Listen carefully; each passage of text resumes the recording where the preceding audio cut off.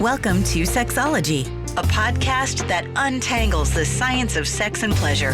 And now, with this week's episode, your host, clinical psychologist, Dr. Nazanin Moali. Hello there. Welcome to another episode of Sexology Podcast. I'm your host, Dr. Nazanin Moali. Today we're going to talk about what happens behind the scene of some of the Hollywood hottest sex scenes.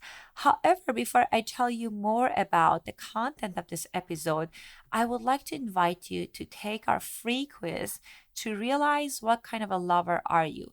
Everyone has their own unique style of sexual personality, but we all almost can benefit from some science-backed tips for improving our style. If you're interested to learn more about your sexual style, you can take our quiz. It doesn't take more than 5 minutes. As I mentioned today, we're going to talk about intimacy coordination. A few years ago, I learned about this role from one of my clients, that she's an actress, and she told me about this cool job, that there are people out there that they're coordinating these hot sex scenes. And I got the opportunity to meet few of them. And in next 2 episodes, we're going to talk about what's the role of intimacy coordinator and what goes into coordinating these sexy scenes. Our guest today is Chantal Cousineau. She was born in Canada and she started modeling at the age of 17 and was published in a number of different wonderful, well-known magazines such as Vogue, Elle, Cosmo, Roots, and many more. She moved to LA 20 years ago and has since carved out a successful career as an actor shooting television commercial. She has become a grounded voice within the advocacy community, helping more than 1,300 survivors of sexual harassment, assault, and abuse share their Me Too experience since 2017. She talks about her journey of talking about her experiences and the backlash she experienced after talking about her experience. And she's going to tell us about how she landed her position as an intimacy coordinator. Her most recent intimacy coordinator credits includes This Is Us, The Terminal List, and Sharp Stick. Before we go to the interview today, I wanted to thank our sponsor. This episode is sponsored by BetterHelp.com. BetterHelp.com is a platform that connects more than 15,000 licensed counselors to clients worldwide. BetterHelp wants you to start living a happier life today. Visit BetterHelp.com/Sexology Podcast. That's BetterHelp, and join more than 1 million people taking charge of their mental health. If you use our URL in the show notes, you get 10% off of your first month at BetterHelp.com. All right, here's my conversation with Chantal Cousineau. Hello and welcome to another episode of Sexology Podcast. I am so excited to have Chantal Cousineau on our show. Chantal, welcome to our show. Thank you. Thank you for having me. I am very excited about this conversation. I bet our listeners are excited as well, because many people, I bet they haven't heard about intimacy coordinator. I heard about it from my clients a few years ago, and I thought, oh, this is such an interesting job, and how wonderful that film industry now is providing that. So tell us a little bit more about your job. Yes, intimacy coordination. It's a department head position on film and television shows, and it's about 2 or 3 years that studios have started using that position. And it basically, what it is I help bring the vision of the director or the showrunners, full vision, bring it, to reality. So whether that is communicating their vision to the actors, communicating the actors' boundaries and understanding of the scene and how it will be shot back to the directors, and just bridging that communication, the back and forth, in a way that empowers everyone involved. And then it creates a really safe workspace. And then on the day, that was all just prep work. And then on the day of shooting, then I'm there to support the crew and the cast and the production in really having a smooth experience throughout the day. So I address new concerns that pop up, feelings that happen that were unexpected, and I help, let people feel heard and hold space for their experience, and make sure that consent is in real time, enthusiastic and fluid. So it's not something where they signed a contract 3 weeks ago and they're supposed to feel the same way today. We like to pivot and communicate and change things that need changing. And first when I heard about it, I was like, oh, this is a dream job. I want to be on all of these hot sex scenes and coordinate that. And the more I learn about it, I realize, oh God, this is really challenging. You need to communicate these things with people, kind of empower people to say what's working, what's not working. And that can be really challenging. Tell me, are like directors, or how do you perceive intimacy coordinators? Or do they see the coordinator on their side, or it depends? Or tell us more about that. Oh, that's a really great question. I think that my number one job when I come on to either a show that's been going on for years or a brand new project and nobody knows each other is to navigate the relationships and who does what and how they feel. And so I'm really a sponge for all of the concerns and the questions that people have, and they have a lot of them. And especially when it comes to this sensitive content, it's the directors are worried their performers aren't going to be comfortable or they're not going to go through with it. And production is, concerned that this is going to cost a lot of money, if people stop and can't do the job. And so everyone has different concerns. And my job is to meet them where they are, find the common ground. And, oftentimes performers will say, I don't need an intimacy coordinator. I'm comfortable with everything. And I go, great. Well, this scene will look like this. And this is the full vision of what the director is hoping to achieve. And so how do you feel about A, B, and C very specifically? And they go, whoa, no. And so the idea of something, sometimes in the script, it just says, and the two make love, and then they fight. And then they make up, and then they make love. And it's just like not very specific. So people go, I had no problem with what I read in the script, but it's actually the things that maybe weren't specifically written in the script that we tend to run into two different, visions of what that looked like. And so I think getting a really clear vision from the director, the showrunner, producers, before I meet with the actors. And then the actors, I want them to really hear what it is that the directors want. And then I want to hear how they experienced that information. Like, did it trigger anything? Did it feel good? Do they feel excited? Is it exactly what they imagined, which often happens as well? In which case, the job is to maintain that sense of balance, as opposed to helping advocate for it. I'm more sustaining it, and holding space for that to, happen throughout the film, because like we know, things happen, maybe they got along, the cast members at the beginning, but they're not getting along now. And all of a sudden these scenes are a problem. So I think when people see me on set, they wonder what it means for them. So at the beginning, I love to introduce myself way before we get to set and make myself available for all their questions and all their concerns. That way, when I get to set, it's just like a reunion and they feel like, that safety net is here, so they can just play. And I, create that sense of, creative space where they can play freely. So to answer your question, the actors, directors, and producers all have different experiences with working with me. Some people are just, talking or just emails or, just doing paperwork, things like that. And then some people really get to experience how I navigate conflict, resolve conflict, help navigate feelings of distrust and triggers, and then hold space for stories that aren't going to be relevant to telling the directors, but it will help the performers explain to me where they feel they're landing with the material and where we can get the best results and the best scene. I think that's fantastic that in recent years we have this role, because I feel like counting on talents to say that I'm not comfortable Right. with this or predicting it, it's really tough. And I had clients throughout the years that they felt small T trauma and big T trauma because of what happened in the set. And I love that you're saying that you're cultivating this relationship with them in advance, and you help them to mentally go through the steps, because that is important. Sometimes we're thinking, oh, this sounds good, I can do that.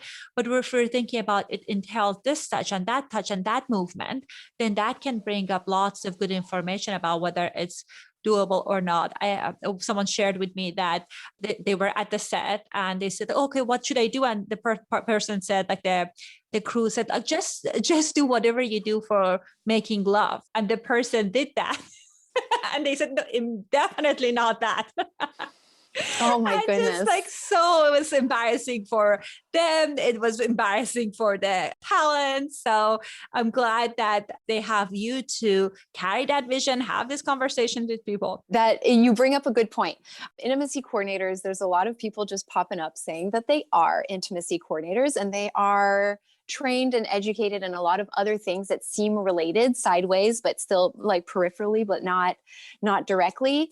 And they tend to not, if you're not like certified as an intimacy coordinator, you could make many mistakes that are more harmful to the performers, costly to the production, than just shooting the scene without any help or intimacy coordinators would be. So it's really important that for your listeners and just for for the industry at large, that people seek out certified intimacy coordinators. And SAG-AFTRA has that's the union here in the States. They have an accreditation program that they're creating right now, and so there'll be a list of people who are certified, who've had a certain amount of hours on set as an intimacy coordinator, and you can gauge that with the costs, and it will be very user friendly for productions who are looking for someone and they don't know that they got someone good or bad. They just know that they got someone for the right price, because this is so new. Nobody really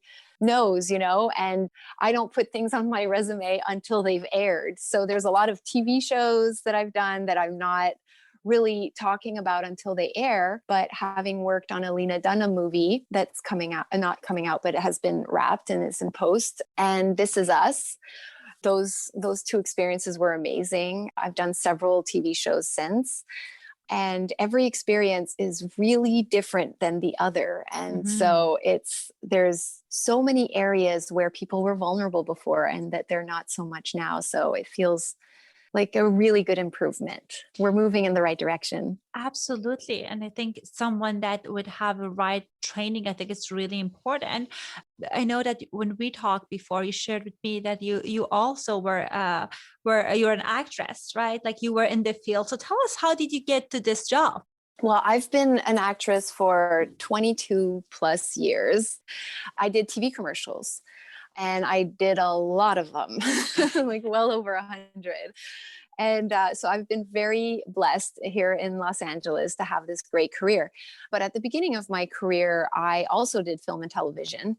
And I worked on a film and had a Me Too experience, and felt as though, like, equating the danger to the payoff, I was like, I don't think that I want to do film and television anymore if I have to worry about being harmed on set.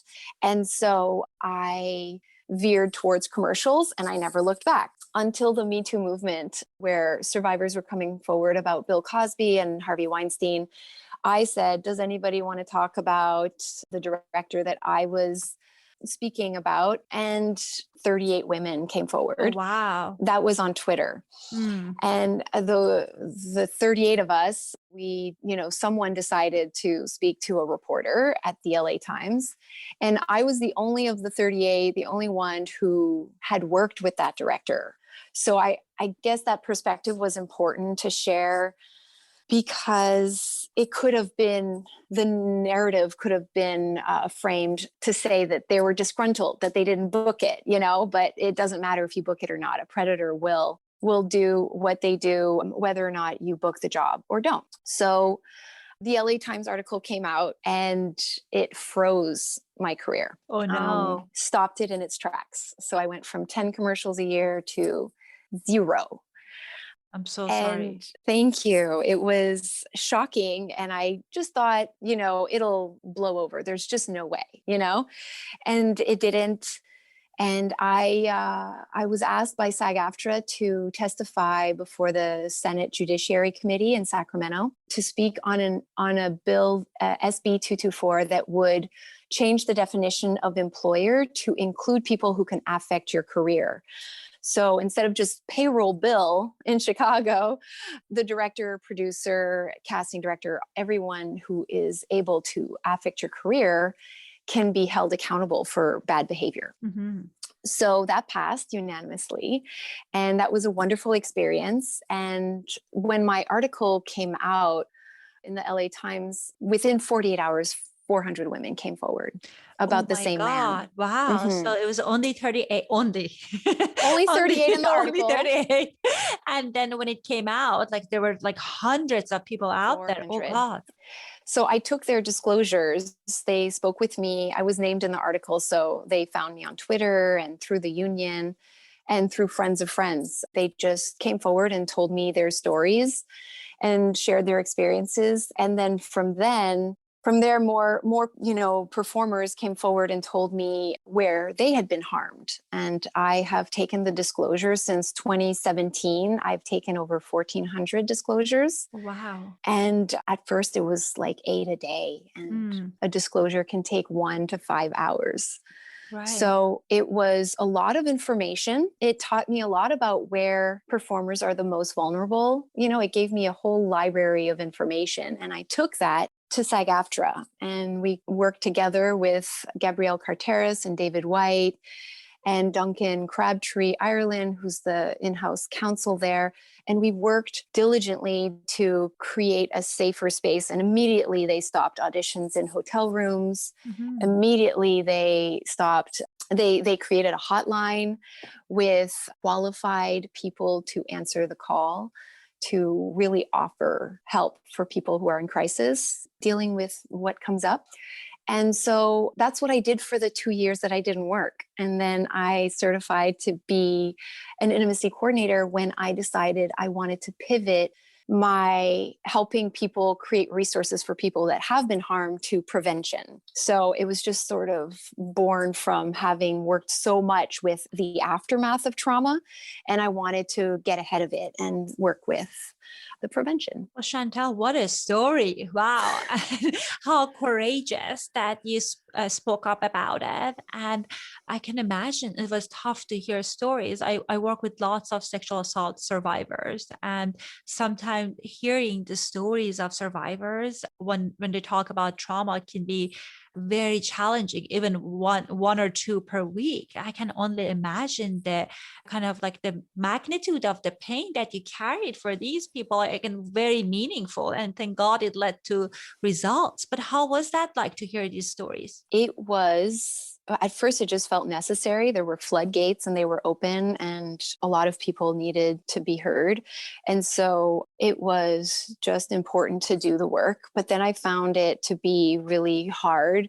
And so I realized I needed to be more like create some boundaries, with the hours that I would keep and how long it would take. If it took longer than that, then I would asked to speak to them on a different day to continue the conversation, as opposed to cancel on the person I was speaking to afterwards. It also, I found I couldn't drink alcohol anymore, because if I had even a sip of anything, I had a massive headache and I couldn't sleep. And so I realized my self-care regimen was going to need to be stellar in order to have a space to offer these survivors, because if I wasn't, capable, I think that they felt comforted in knowing they were speaking to a survivor themselves, someone in the industry that understood the dynamics, that wouldn't go, "What were you doing there? Why would you do that? Why would you let it get that far?" Awful things that people say when they are not well versed in our industry and how things are done. on the regular, when you don't get hurt, things happen in a really strange way. People just think hotel rooms, they think a motel of some sort. They don't think of the top floor of a major, beautiful apartment, like you don't even see a bedroom, they don't think of that. But so people can get really harmed by turning to the wrong person. So I felt personally responsible for those stories. And so I thought, how do I make myself, a stronger vessel to hold space for that? And so I started seeing a therapist myself, which was really helpful. That therapist was very, very in tune with what I needed to do to be strong and safe as an advocate, because I'm not a doctor. And I always say that because I do so much advocating for people's mental health that people tend to go, what are your credentials? And I am not a doctor. I always start with that. And I have I have a vast self-care regimen that I like to share with the survivors at the beginning and at the end of each call. And so at the beginning, I tell them what I did to get ready. And then at the end, tell them what I would find useful for them to do after our call, because you can be up for days after you disclose to someone. So to answer your question, I think self-care was a really big part of it. Professional support was also a big part of it. And, good old fashioned clean diet and sleep, which was also very helpful. I realized without it, I'm a mess. So I made sure that I focused on that part of my health so that I could help focus on their health.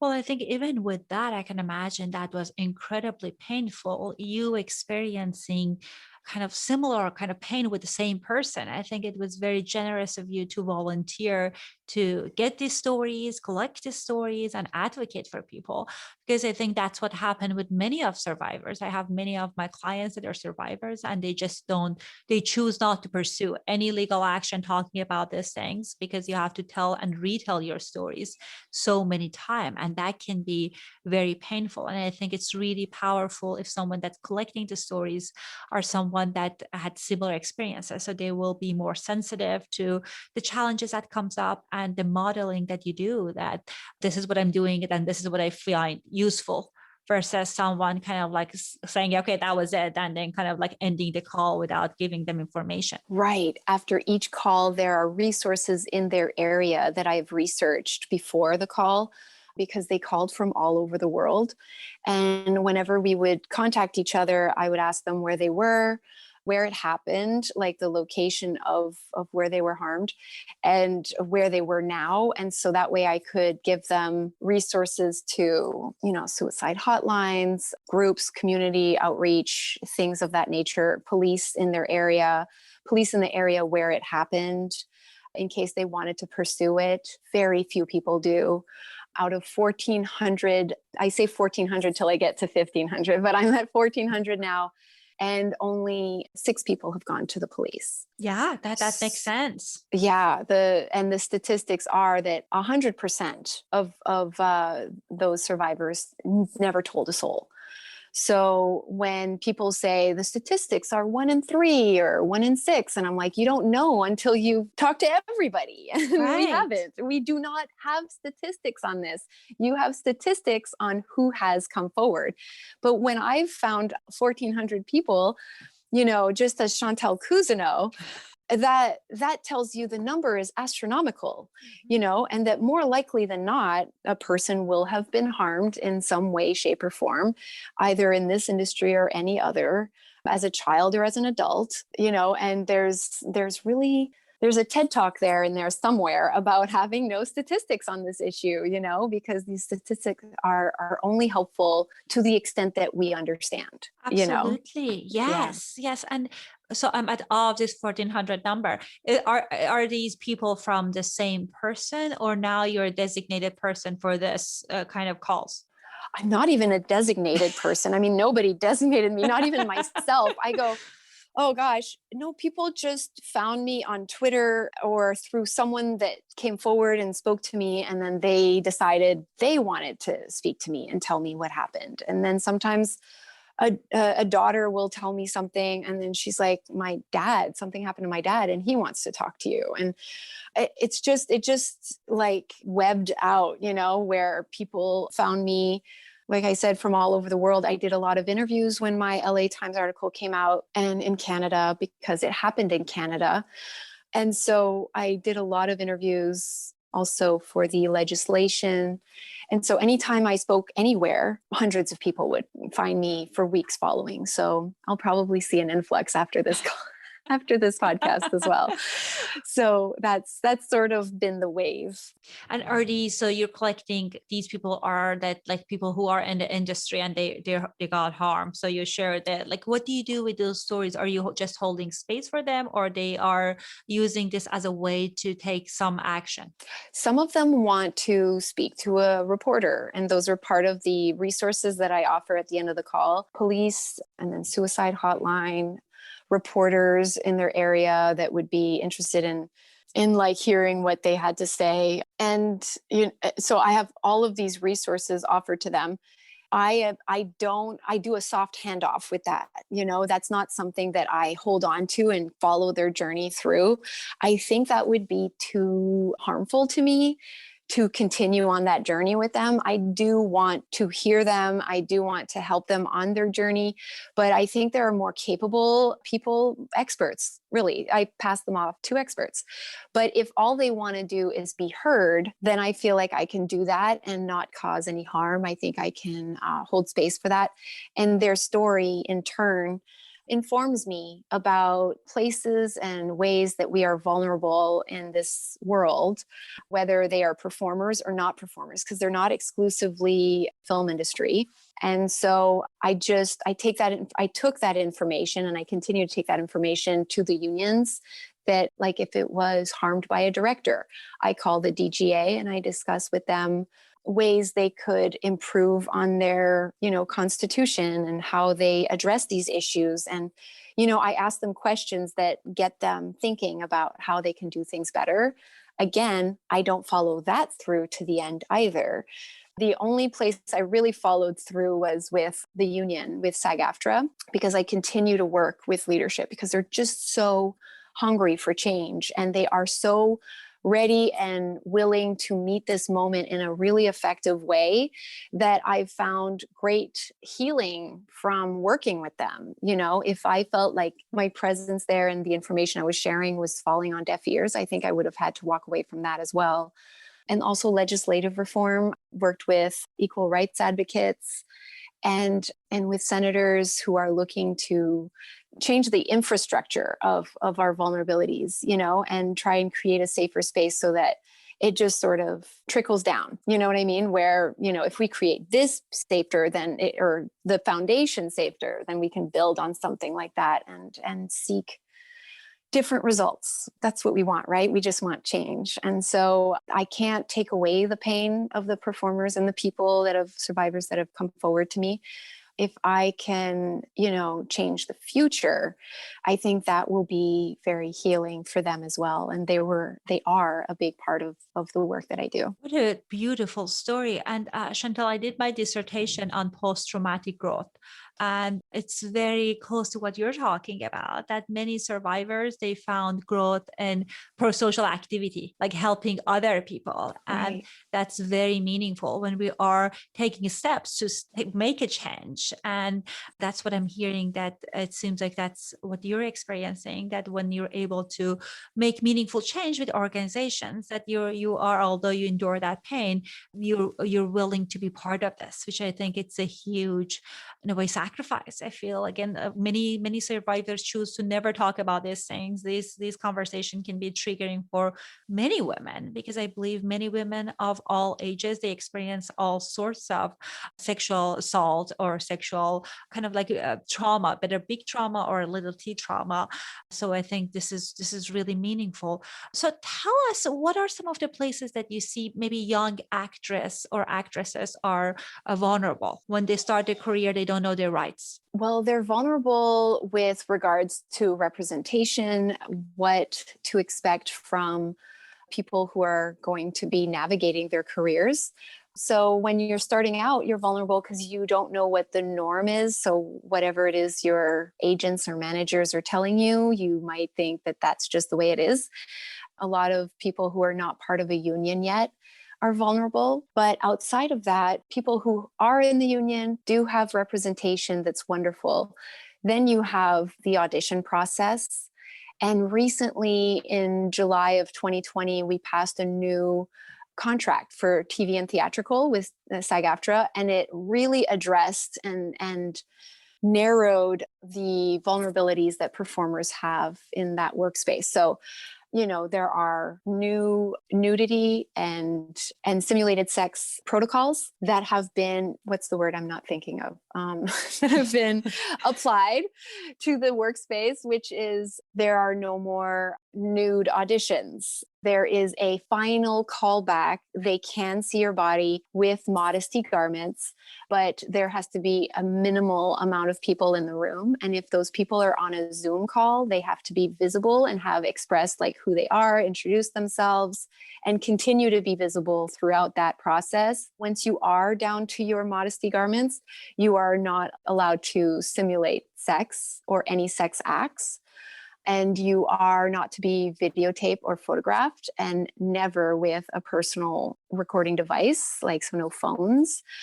And having that structure really changed a lot of places where people are vulnerable, because I've heard some very famous producers say to the writers, you have to write a part for a beautiful young woman who takes her clothes off. That way for 6 weeks, you get to have a parade of naked girls walking through your office. Yes.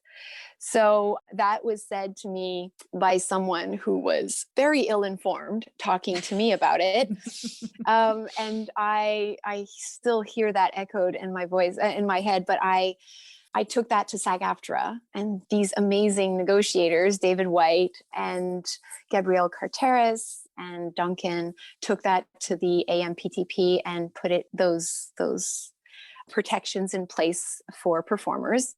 And also on set, what a closed set looks like was, it varied as much as people do, what they consider to be closed back in the day. But since July 2020, that has changed, and it is very narrow. And only the necessary people need to be there. People need to have robes. And, I'm sorry to be crass, but genitals are never to touch. And so that being said, there are just all kinds of things that you can do to advocate for performers. And as an intimacy coordinator, these SAG-AFTRA rules and protocols have made my job so much easier, because, actors don't have to get their lawyers to fight for these rights. They exist in the contract as a basic right.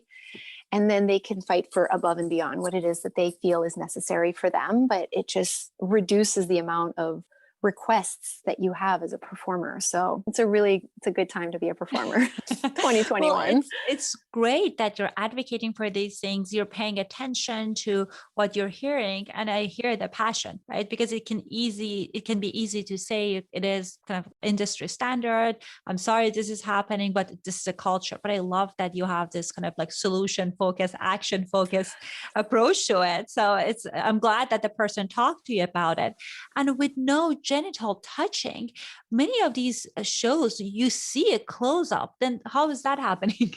Well, there are modesty garments, which can be adhesive-based underwear. And so it keeps everything in place. And then within that, you can have inserts of all kinds of materials that you can put inside the adhesive-based underwear. And it can just appear like someone is nude. It can be the skin color. It can be erased in post. It just keeps everything in place and away from the other person. There's all kinds of masking ways to give the illusion of people having contact. There's also camera angles. So, it is a whole world. And I can't pretend to say that we could do it all in this one podcast, but there is definitely a lot of tips and tricks for people to look like everything is nude and they are making contact, but there is no contact in film and television. I think knowing this on its own can be useful, right? Because I feel people growing up with this kind of seeing these like passionate, steamy scenes, and they thinking that's normal. And what's wrong with me if I'm not comfortable with that? But it's wonderful that you're saying that there are measurements in place that kind of like to protect people, because like in some of these shots feels, I can imagine for a talent, be very intimate to shoot, and maybe they're not comfortable, especially with many people with a history of trauma. That can be very triggering. If they are not willing to play a part because of a history of trauma, is that an option that they can, like, they're going to be a double to kind of play that? They're going to kind of like hire someone to play that scene. That was also added in the new contract, where the double can't do more than what the actor had agreed to do. So before, you could have a female identified performer who, was okay with frontal above the waist nudity, but not rear below the waist nudity. And then they, on the day, actually didn't feel comfortable doing anything. And the production was like, that's great. We'll just get a double. It's not a problem. They can't then get a double that will show both the rear and the front. And so it is all based on what has been agreed to 48 hours before the day. So there are no on the day, like, can we do more than what we agreed? There's not even a question. It's not, the union won't allow it. So it's, again, these protections, they were really hard fought. And what's great about them is that they give us a very clear process to these scenes and to how these days unfold. And then there's no time wasted trying to coerce or trying to convince, a performer to do different things, more things than they agreed to, or do it more times. You can be very specific in your nudity rider, which is the contract that you have that says what you will feel comfortable doing. And, you can say, I feel comfortable doing this scene this way for this many takes. Mm-hmm. And that you could do it more takes. That's not against the rules, but it really just needs to be performer led, that conversation happens. So I'm just there to support both what the director wants and what the actor wants. And if I can feel like they are both comfortable and unable to talk to each other about certain things, then I just, find a way to communicate the important, facts and have it, create a safer, happier scene, because the idea is not to have an intimacy coordinator on set that cancels all the sex. That's not, everyone stop all the sexing. The idea is to have all of the intimacy happen in a safe and exciting way, because that translates on screen, people doing great work, feeling really good afterwards, and not having 10 years worth of, therapy afterwards. So you're pretty much cutting work for us, therapists. Oh no. Hopefully you have people who are resolving their trauma because of how great all of this experience is doing, because sometimes people have trauma, they get these jobs, and I help them navigate the trauma that they have, because they really want to get the job done and they really want to do it, but they have, hiccups and emotional barriers. And, again, I say, like, things like this, like maybe we want to look at, numbering the takes, or having a break in between, and then having that conversation relayed to the director, not with any of the details of why, but saying, what if we did it a few takes, took a break, did a few takes, took a break. It may seem like you're taking a lot longer and it's costing more money, but you have protected your performer and maximized their comfort and really maximized, your efforts at getting what you need out of this scene. So it really does speak to your vision, and it is working in their best interest. So really it's just finding strategies that work for a multitude of hiccups that come up. And there always is a hiccup. And I've worked with people who have done childbirth scenes, young love, brand new, like minors having their first kiss. I've worked with people being tortured, people, The intimacy is all manners of intimacy. It just has a wide connotation where your performers are vulnerable in a way that could be troublesome. Then you should have a certified intimacy coordinator that can navigate that space for you. Absolutely. And, we're thinking about all the kind of possible challenges that come up, and also communicating that with the crew, with the director. I think it requires certain sets of skills, because you're right that talents are there because actresses, they want to do the job. They're excited about this job, hopefully. So it's just a matter of what you can do, as you mentioned, to help people to feel safe enough to do their best work. So tell us, is that something that like the director hiring you, or are the talents are hiring you? If people are curious to learn more about you, tell us, how can they get a hold of you? Me. I have an agent. Her name is Amanda Blumenthal. And she also taught the certification program that I took. And it's called Intimacy Professional Association, IPA. And they're on IMDb, and I am on IMDb. So showrunners can call, production coordinators. So through my agent, the production will call, a director can request me, or performers who know that they're going to have a hard time with certain material, they can ask production for an intimacy coordinator, and that request will be provided for. It's not automatic that because you have intimacy, you get an intimacy coordinator. But if there is intimacy, you can ask for an intimacy coordinator, and there cannot be any retaliation for doing so. Awesome. So the information will be in the show notes if they're curious to learn more about your services, the support that you're offering. And thank you so much for being so generous with your time and giving us all this great information. Thank you so much for having me. And I am happy to come back anytime you need me. Awesome. Thank you. I hope you guys found our conversation useful. It was inspiring to hear Chantal's story of how she turned her suffering to a tool to help other survivors. It's my experience after work of helping survivors for many years is that most often people shy away from getting the support they need. The hope is, if I don't talk about it, I don't need to deal with it. But what happens at times that sometimes survivors, what they do, we call trauma vomit, that they talk about their stories with people that they didn't earn their right to hear their stories, or they don't have the tools to help them. And in a way, from other people's responses, they feel re-traumatized, because sometimes people consciously or unconsciously invalidate their stories. So my invitation for people who experience trauma is to reach out to a professional licensed therapist. Your friend, your coworkers, they're not professional therapists.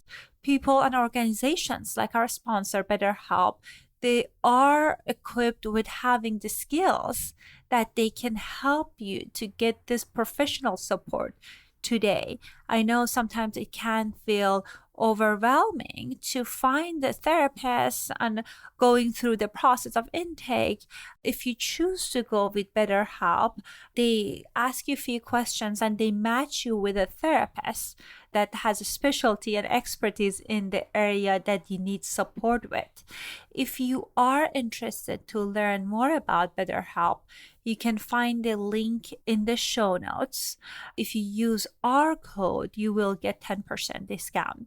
Anyhow, if you are intrigued by the role of intimacy coordinator and you want to learn more about all of the exciting things they do behind the scene, stay tuned. We have another interview coming up with another coordinator and you don't want to miss it. So make sure you're subscribing to our show so our show gets automatically downloaded to your device. All right, I'll talk to you next week. Thanks for listening to Sexology Podcast.